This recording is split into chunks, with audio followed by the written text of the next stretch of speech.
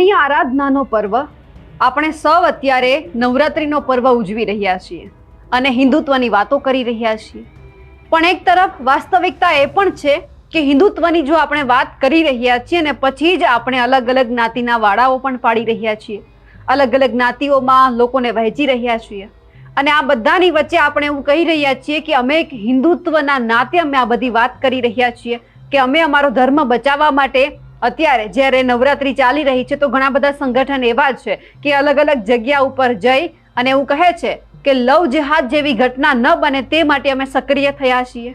જો આ સંગઠન સક્રિય થયા હોય તો પછી ગુજરાત પોલીસ અને ગુજરાત સરકારનું કામ શું વધે છે?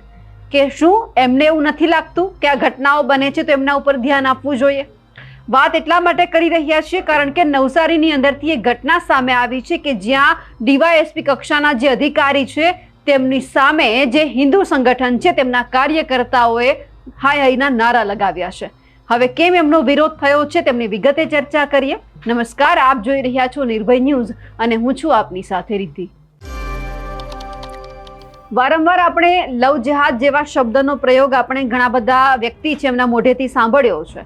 ખાસ કરીને નવરાત્રીની અંદર આવી ઘટનાઓ ન બને તે માટે ઘણા બધા સંગઠન છે તે કામ પણ કરતા હોય છે કે જે જગ્યા ઉપર નવરાત્રીનું આયોજન થાય છે ત્યાં જઈને જોવાનું કે જે લોકો આવી પ્રવૃત્તિ સાથે સંકળાયેલા છે તેમની સામે કોઈ કાર્યવાહી થાય તે માટે પોલીસને જાણ કરવી. આવી બધી ઘટનાઓ આપણે જોઈ છે.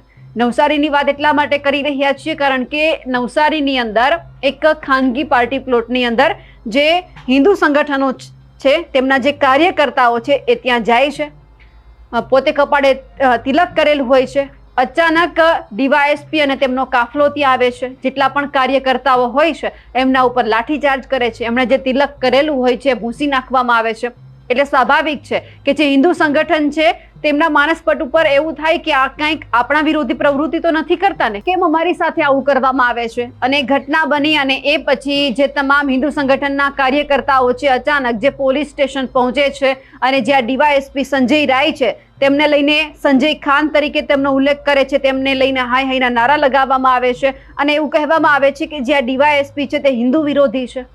હવે સવાલ એ થઈ રહ્યો છે કે જે આવા તમામ સંગઠન છે જે ચલાવી રહ્યા છે એમને એવું છે કે કોઈ અનહોની ના બને, કોઈ બીજી પ્રવૃત્તિ ના થાય તે માટે અમે કામગીરી કરીએ, તો પછી ગુજરાત સરકાર અને જે એમની પોલીસ છે તેમની પાસે કામ શું વધે છે? હવે જે આ ડીવાયએસપી છે એમને એવું લાગ્યું કે આ બધા લોકો અહીંયા આવ્યા છે કંઈક માથાકૂટ કરશે, એમની જગ્યા ઉપર અમે જો કાર્યવાહી કરીએ તો પછી ખોટું શું છે? હવે જ્યારે લાઠીચાર્જ કરવામાં આવ્યો અને એ પછી જે આ તમામ હિન્દુ સંગઠન છે તેઓ કલેક્ટર કચેરીએ પહોંચ્યા. તેમણે કલેક્ટરને રજૂઆત કરી કે આ જે ડીવાયએસપી છે તેમની સામે ફરિયાદ નોંધવામાં આવે, કાર્યવાહી કરવામાં આવે, કારણ કે અમે તો એક જાગૃત વ્યક્તિ તરીકે હિન્દુત્વના નાતે અમે આ બધું કરવા માટે ગયા હતા.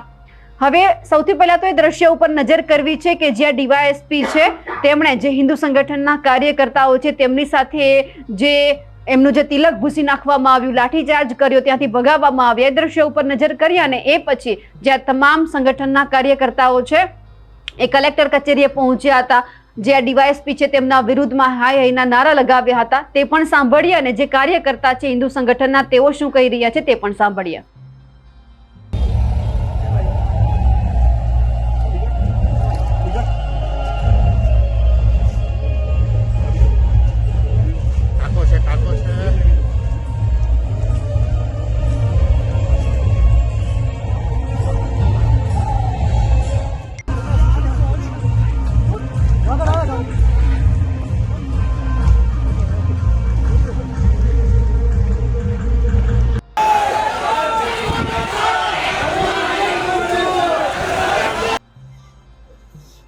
બધા હાથ આગળ કરી દો.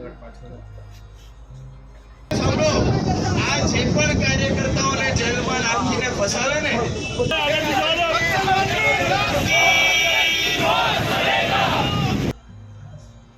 ચાલજો ચાલજો ચાલજો ચાલજો પછી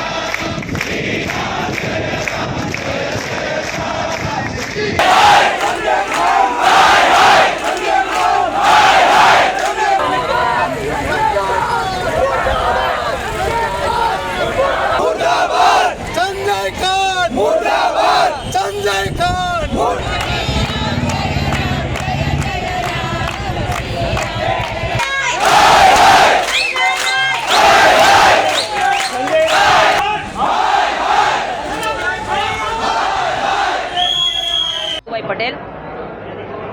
જય શ્રી રામ. આપણે બધાને જ ખબર છે કે અત્યારે હિન્દુ ધર્મનો એક મોટો તહેવાર નવરાત્રિ ચાલી રહ્યો છે. અમે અગાઉ પણ 15 દિવસ પહેલાં કલેક્ટરશ્રીને એક આવેદનપત્ર આપવામાં આવ્યું હતું.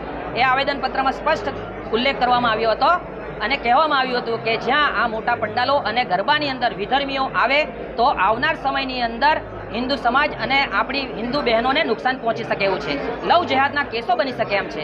તો એને લઈને આવેદનપત્ર આપવામાં આવ્યું હતું અને દરેક પંડાલના મુખ્ય કાર્યકર્તા આયોજકોને મળવા અમે પહેલા નોર્થેથી જતા હતા અને દરેક લોકોએ અમને સારો સાથ સહકાર આપ્યો છે.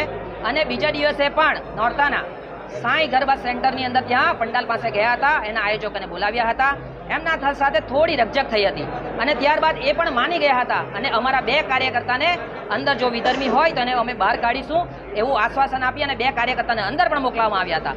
અને તે જ સમયે પછી બધા કાર્યકર્તાઓ ધીરે ધીરે છૂટા પડતા હતા. એ જ સમયે ત્યાં પોલીસનો કાફલો ડીવાયએસપી રાય સાહેબ આવી અને ત્યાં સીધો લાઠીચાર્જ કરવામાં આવે છે. ત્યાં 2 પીઆઈ કેટલા પીએસઆઈ ત્યાં ઊભા હતા, એમને પૂછ્યું પણ નથી કે શું થયું અને ડાયરેક્ટ લાઠીચાર્જ કરવામાં આવે છે. સાથે સાથે તિલક પૂછવામાં આવે છે અને સાથે હિન્દુ ભગવા પર ગાળો બોલવામાં આવે છે. એ તદ્દન સહન થાય એવું નથી. એટલે હવે હિન્દુ સમાજ કોઈ પણ રીતે સહન કરી શકે એમ નથી. આના માટે જે પણ કરવું પડશે તે હિન્દુ સમાજ તૈયાર છે. બસ આના માટે અમને પ્રશાસન સહકાર આપે એવી વિનંતી છે અને અમને આશા છે કે પ્રશાસન અમને સહકાર આપશે જ. જય હિન્દ, વંદે માતરમ. હવે નવસારીની અંદરથી જે આ ઘટના સામે આવી છે તેમને લઈ આપ શું માનો છો કમેન્ટ કરીને ચોક્કસથી જણાવજો. સાથે જ અમારી નિર્ભય ન્યૂઝ ચેનલને લાઇક, શેર અને સબસ્ક્રાઇબ કરવાનું ભૂલશો નહીં. નમસ્કાર.